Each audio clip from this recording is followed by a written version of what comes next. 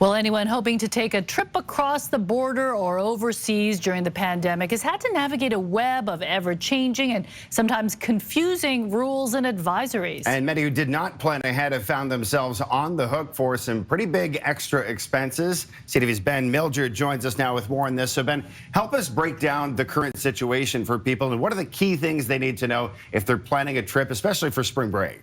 Well, the biggest thing we need to point out right now is that the federal government does currently have a global travel advisory encouraging Canadians to avoid all non-essential travel outside the country. People are still allowed to leave Canada and return, but there are some things to be aware of because you could find yourself stuck in a foreign country longer than anticipated.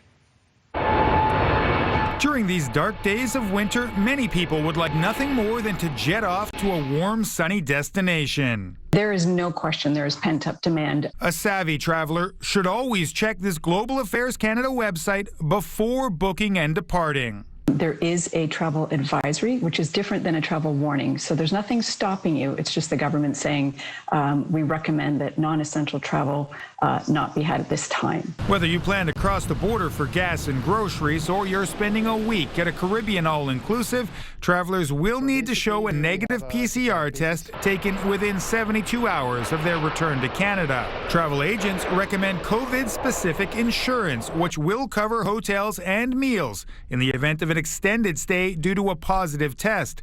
The federal rules differ from BC's. We've changed our isolation requirements for people who are contacts and for people who test positive, and they're not aligned anymore with some of the border measures. The feds have given no indication they plan to relax those rules anytime soon. I would like to not think that it's an intentional deterrent, though I would suggest that there's no rush or desire to make this very, very easy for people to travel. There is one place for an easy getaway. Thanks to a special remote international community exemption, Canadians can visit Point Roberts for a day trip or an extended stay, and they won't need a PCR test to come back. They present themselves at the border with their double vax and their ArriveCAN app.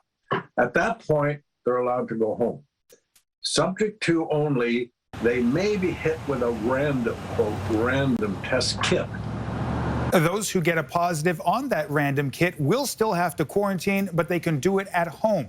So people need to decide how much risk they're willing to take, keeping in mind many Canadians have already found themselves stuck for extended stays in overseas hotel rooms while the charges add up. Yeah, a lot of different rules and a lot of different jurisdictions for sure. So do your research before traveling, certainly. All right, thanks, Ben.